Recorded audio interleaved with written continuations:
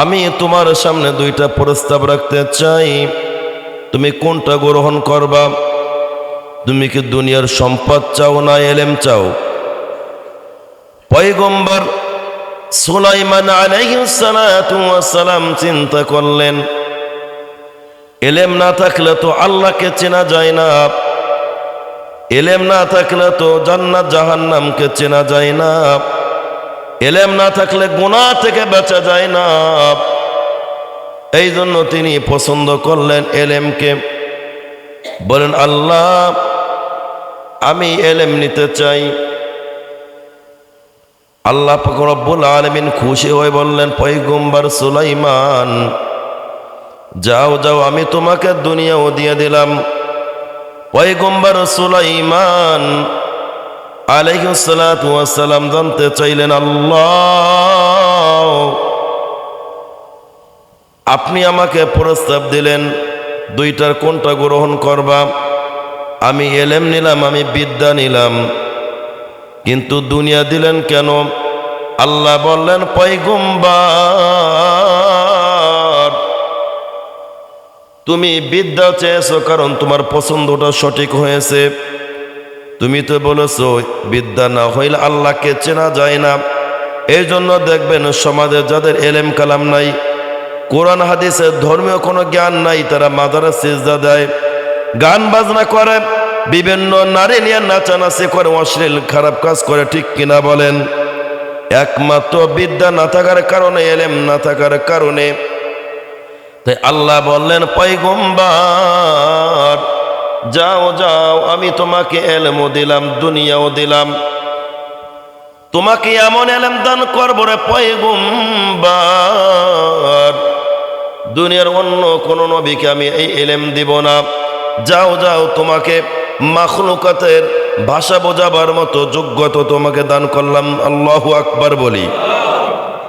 তুমি পিপিলেকার ভাষা বুঝবা, কাকের ভাষা বুঝবা, পাখির ভাষা বুঝবা, কুকুর বিড়ালের ভাষা বুঝবা। পয়গম্বর যাও যাও, তোমাকে দুনিয়ার এলেম, তোমাকে দুনিয়াও দিয়ে দিলাম, এলেমও দান করলাম। ভাইয়ের আমার, বন্ধুর আমার, এলেম না থাকলে কিন্তু আল্লাহকে চেনা যায় না। এলেম না জানা থাকলে কিন্তু নামাজও পড়তে ভালো লাগে না। আমরা কোরআন হাদিস পড়ি নাই, মাদ্রাসায় পড়ি নাই, স্কুলে বারান্দায় অনেক সময় পাড়া দেই নাই, সাধারণ মুসলমান। কিন্তু সাপ্তাহিক একটা দিন, জুমার দিন, মসজিদে ইমাম সাহেব কোরআন হাদিস থেকে কিছু আলোচনা করা হয়। এই আলোচনা শোনার মতো সময়টুকু আমাদের হাতে নাই। জুমার দিনে আসি তো আসি, সবার লাস্টে আসি, আসলে কোরআন হাদিস শিখার মতো বুঝ আমাদের নাই, আমাদের ওই রকম স্পিরিয়া, ওই রকম শেখার মতো আমাদের কোনো চিন্তা ভাবনাও নাই। যার কারণে আমরা এখনো নামাজ পড়ি, তারপরে মাজারে সিজদা দেই, কারণ আলেমদের সঙ্গে কোনো সম্পর্ক নাই। ঠিক কিনা বলেন? এই জন্য সাপ্তাহিক একটা দিন, জুমার দিন, মাঝে মধ্যে এলাকায় মাহফিল হয়, একটু সময় ওদিকে ব্যয় করা প্রয়োজন।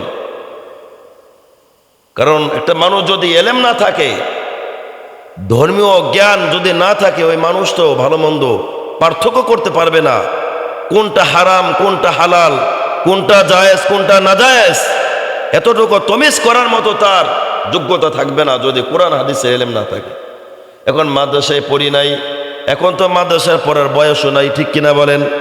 কিন্তু অন্তত পক্ষে তাবলিগ জামাতে হক্কানে দরবারে গিয়া মসজিদে ইমাম সাহেবের সঙ্গে পরামর্শ করে একটু জুমার দিন আগে আগে মসজিদে এসে কিন্তু শিখবো, এই শিখার মতো আমাদের আগ্রহটাও নাই। এতটা কপাল পোড়া আমরা মুসলমান।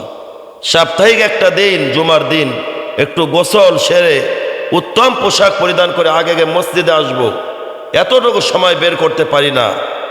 কিন্তু এত ব্যস্ততা, এত ব্যস্ততা, এই ব্যস্ততার মধ্যে কিন্তু আজরাইল চলে আসবে। ঠিক কিনা বলেন?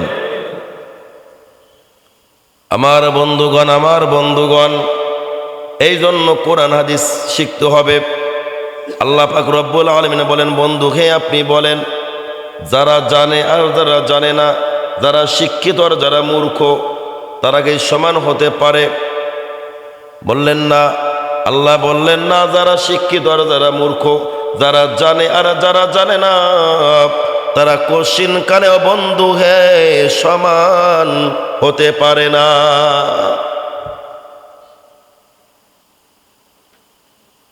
এক নাস্তিক খলিফাতুল মুসলিমিন ওমর রাদিয়াল্লাহু তাআলা আনহু তিনটি প্রশ্ন করলেন, ওমর তোমার কাছে আমি তিনটা প্রশ্ন রাখতে চাই। ও খলিফাতুল মুসলিমিন, এই প্রশ্ন তিনটা যদি উত্তর দিতে পারো আমি তোমার হাতে হাত রেখে মুসলমান হয়ে যাব। পয়গম্বর মুহাম্মদুর রাসূলুল্লাহ সাল্লাল্লাহু আলাইহি সাল্লামের খাস সাহাবী খলিফাতুল মুসলিমিন ওমর রাদিয়াল্লাহু তাআলা আনহু বললেন, বললো তোমার কি প্রশ্ন তিনটা? বলল, ও খলিফাতুল মুসলিমিন, আমার এক নম্বর প্রশ্ন হলো পৃথিবীর বুকে এমন কোন জায়গা যে সূর্যের আলো একবার পৌঁছেছে কিয়ামত পর্যন্ত ওইখানে দ্বিতীয়বার আর সূর্যের আলো ওখানে যাবে না, পৌঁছাবে না? এক নম্বর প্রশ্ন। দুই নম্বর প্রশ্ন হলো খলিফাতুল মুসলিমিন, তোমার কাছে আমার দুই নম্বর প্রশ্ন হলো যে এমন দুই সন্তান যমজ ভাই একই সাথে জন্মগ্রহণ করেছে, একই মায়ের পেটে ছিল, জমিনে এসেছে একসাথে, কিন্তু একসাথে মরণ হয়েছে, তারপরে দুই ভাইয়ের মধ্যে পার্থক্য হলো 100 বছর। প্রশ্ন সহজ না কঠিন? কঠিন। একই সাথে জন্ম হয়েছে, একই সাথে মৃত্যুবরণ করেছে, কিন্তু বয়সের পার্থক্য হলো 100 বছর। আমার তিন নম্বর প্রশ্ন হলো, ও খলিফাতুল মুসলিমিন, তোমার কাছে তিন নম্বর প্রশ্ন হলো এমন কোন কবর যে মুর্দাকে কবরে রেখে হজম করতে পারে নাই, লাশ ফিনিশিং, কিন্তু কবর মৃত, কবর বাসিন্দাও জীবিত, কবর যে কবরটাও জীবিত, কবর বাসিন্দা যে সেও জীবিত, অটোমেটিক তাকে আবার ফিরিয়ে দিয়েছে জমিনের বুকে, কবর হজম করতে পারে নাই, এমন কোন কবর, এমন কোন ব্যক্তি, কোন ঘটনা? তাওরাত, জবর, ইনজিল, কোরআন, যে কোনো কিতাব থেকে তুমি দলিল নিতে পারো, কোনো অসুবিধা নাই। যদি প্রশ্নের উত্তর দিতে পারো আমি মুসলমান হব, একটা সেকেন্ড দেরি করব না। এই সমাজও কিছু পাবলিক আছে আলেমদেরকে ঠেকাবার জন্য প্রশ্ন করে, কঠিন কঠিন প্রশ্ন, বিপদে ফেলার জন্য আছে না নাই? মনে করে হুজুরা কিছুই বুঝে না, কিছুই জানে না, এত কঠিন প্রশ্ন করে যে প্রশ্ন জানার কোনো বিষয় না। আজগবি কিছু প্রশ্ন করে, এমন কিছু প্রশ্ন যদি আমি আপনাদের কাছে ছেড়ে দেই। এক নম্বর প্রশ্ন যদি বলি, ভাই রে বলেন তো দেখি মুরগি আগে না ডিম আগে? বলেন, আপনার জানা আছে? বলেন তো মুরগি আগে না ডিম আগে? জানা আছে? যদি বলি বলেন তো মুরগি আগে না ডিম আগে? কিয়ামত পর্যন্ত সময় দিব, উত্তর দিতে পারবেন না। এই পর্যন্ত শত শত বৈজ্ঞানিক ব্যর্থ হয়েছে, উত্তর দিতে পারে নাই। কিন্তু কোনো বৈজ্ঞানিকের কাছে যাওয়ার কোনো প্রয়োজন নাই, এই মোল্লাদের কাছে আসবেন, অটোমেটিক কোরআন থেকে দলিল নিয়ে যাবেন, চিন্তার কোনো কারণ নাই। সুবহানাল্লাহ বলি। আর একটা প্রশ্ন যদি বলি, আপনাকে ঠেকাবার জন্য না, শুধু আজকে ঢিল একটু ছাড় দিলাম, যে ভাই বলেন তো মুরগিতে কেন দিনে ডিম পারে, হাঁসে কেন রাত্রে পারে? পারবেন না, উত্তর দিতে পারবো না, চ্যালেঞ্জ, পারবেন না। এই জন্য এমন কিছু প্রশ্ন আছে আলেমদেরকে ঠেকাবার জন্য প্রশ্ন করে, কিন্তু উত্তর দিতে পারবো ইনশাআল্লাহ। এমন তিনটা প্রশ্ন খলিফাতুল মুসলিমের কাছে করেছেন নাস্তিক। ও খলিফাতুল মুসলিমিন, এই তিনটা প্রশ্নের উত্তর যদি দিতে পারেন আমি মুসলমান হয়ে যাব, কোনো অসুবিধা নাই। কোরআন থেকে দলিল দিবেন, কোরআনের ইতিহাস আপনি যেখানে পান সমস্যা নাই, কিন্তু কোরআন থেকে উত্তর দিতে হবে। উপস্থিত ছিল আব্দুল্লাহ ইবনে মাসউদ রাদিয়াল্লাহু তাআলা আনহু, ছোট অল্প বয়স, তেমন কোনো বয়স না। খলিফাতুল মুসলিমের কাছে অনুমতি চাইলেন, খলিফাতুল মুসলিমিন আপনি যদি আমাকে অনুমতি দেন এই প্রশ্নের উত্তর আমি দিয়ে দেব, বলি না সুবহানাল্লাহ।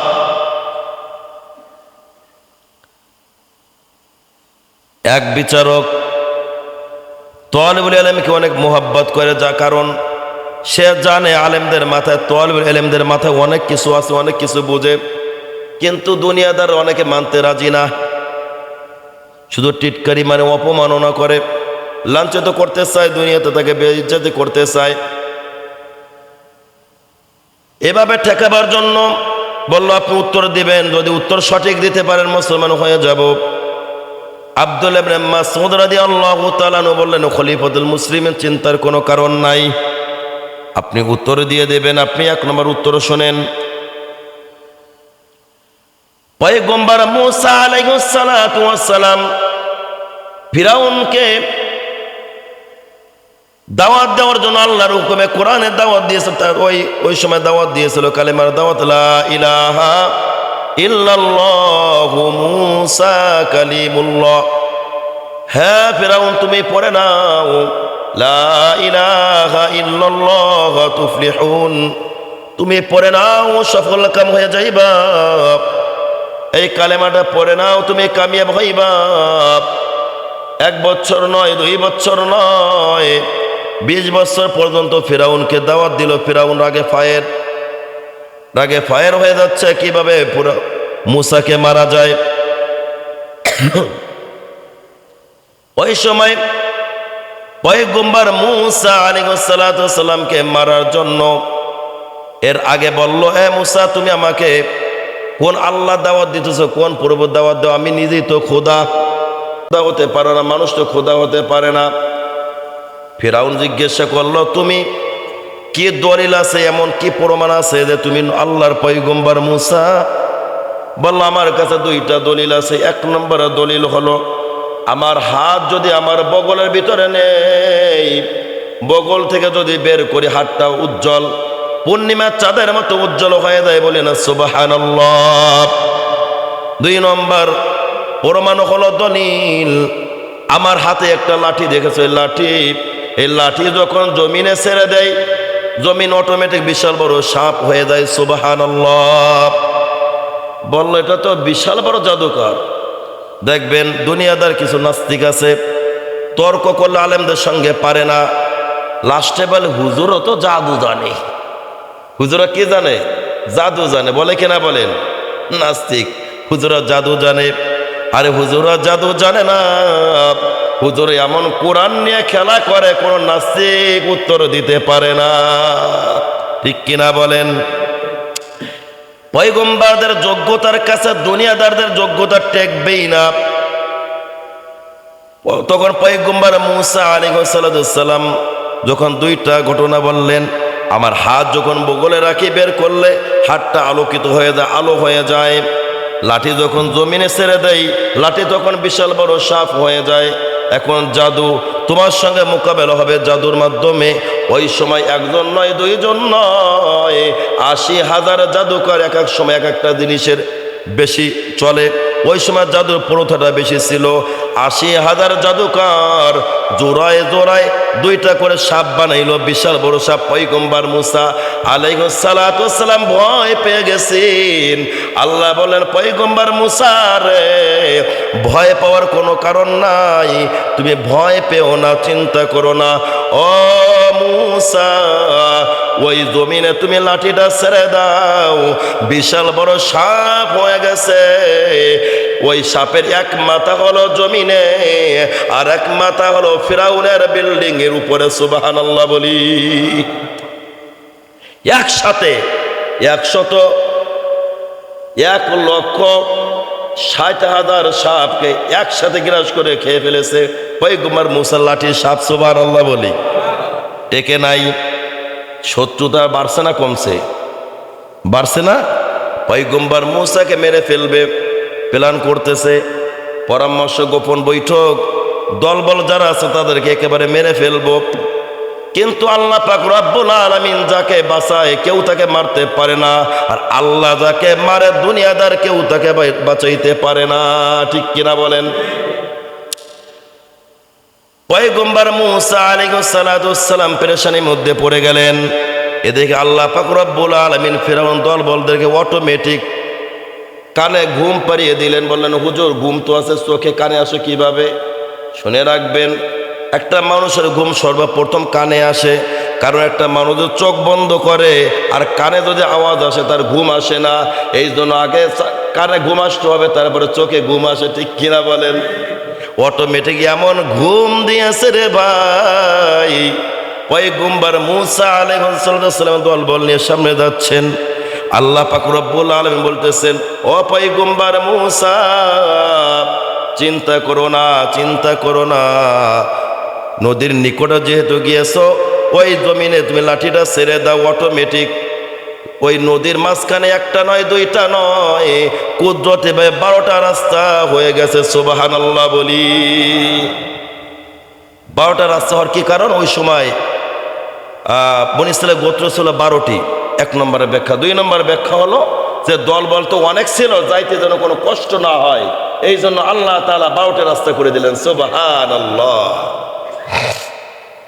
এখন দেখতেছেন তখন ফিরআউনের দলবল সজাগ হওয়ার পরে দেখতেছেন পয়গম্বর মুসার দলবল নিয়ে ভেগে যাচ্ছে। মনে হচ্ছে ওর বাবার তৈরি বিশাল বড় রাস্তা নদীর মাঝখানে। এখন ভয় পায়, এই রাস্তা তো আমি বানাই নাই। এখন দলবল যারা ফিরআউনের অনুসারী যারা ছিল, যে এ ফিরআউন, এ রাস্তা আসলে কিভাবে? আর বোঝো নাই আমি কি যেমন তেমন খোদা? এই রাস্তাটা আমি বানাইছি। নাউজুবিল্লাহ কন। কিন্তু ফিরআউন তো জানে, তার মনে ভয়, সে তো নামতে চায় না। কিন্তু শয়তান ওয়াসওয়াসা দিল। তখন একটা ঘোড়া হলো মহিলা ঘোড়া, সর্বপ্রথম ওই রাস্তায় পা দিল একটা মহিলা ঘোড়া। আর দেখবেন মহিলারা যেখানে, পুরুষরা পাছায় পাছে পিছনের দিকে দৌড়ায়, ঠিক কিনা বলেন? তখন ভব করে পুরুষ ঘোড়াও পিছনের দিকে দৌড়ায়। এখন মুসা ফিরআউন বলে, এই ঘোড়া থাম থাম থাম, কে কার কথা শুনে? দেখো ঘোড়াও যখন পিছনে, যখন সামনে, যখন পাও দিল সামনে গেছে, তার অনুসারীর সামনে যাচ্ছে। ফিরআউন সবার লাস্টে যায়, দেখতেছে না যাওয়া যাচ্ছে, সমস্যা নাই, অটোমেটিক রাস্তা বন্ধ। মাঝখানে যখন গেছে, পয়গম্বর মুসা চিন্তার ভিতরে পড়ে গেছে, আল্লাহ এখন কি করব? যে ফিরআউন তো চলে আসতেছে। আল্লাহ বলতেছে, চিন্তা করো না, ব্যবস্থা আমার। পয়গম্বর মুসার অনুসারীরা অটোমেটিক যখন পার হয়ে গেছে, মাঝখানে ফিরআউন যখন পড়ে গেছে, আল্লাহ তাআলা যখন জিবরাইলের মাধ্যমে কিছু কাদা মাটি তার মুখের ভিতরে ঢেলে দিয়েছে, যা খা, মাটি খায় এমন। আল্লাহু আকবার। ওই সময় কোন ভাই দলের কে কোন রাস্তায় যাচ্ছে, আলোর দরকার আছে না নাই? সূর্যের আলো পড়েছে, কুদরতি আলো। ওই আলো জীবনে একবার ওই নীল নদে পড়েছে। কিয়ামতের আগ পর্যন্ত আরো কোনোদিন ওইখানে সূর্যের আলো আর পৌঁছাবে না। সুবহানাল্লাহ বলি। নাস্তিক বলল, খলিফাতুল মুসলিমিন, হ্যাঁ আমি এটা পেয়েছি আমাদের কিতাবে, প্রশ্নের উত্তর সঠিক হয়েছে। তাহলে আমার 2 নম্বর প্রশ্ন উত্তরটা দাও। বলল, কি প্রশ্ন বলো? বলো, আমার 2 নম্বর প্রশ্ন হলো, যমজ 2 ভাই একই সাথে জন্মগ্রহণ করেছে, একই সাথে মৃত্যুবরণ করেছে, কিন্তু বয়সের ডিফারেন্স হলো 100 বছর। এটা কিভাবে সম্ভব? এটা কিভাবে হলো? কোরআন থেকে দলিল দাও। আব্দুল্লাহ ইবনে মাসউদ রাদিয়াল্লাহু তাআলা আনহু বললেন, ইহুদি বংশের একজন নবীর নাম হযরতে উযায়ের আলাইহিস সালাতু ওয়াস সালাম। তার আপন ভাই উযায়েস, সেও নবী। 2 জন পয়গম্বর, একজন ছোট ভাই, একজন বড় ভাই।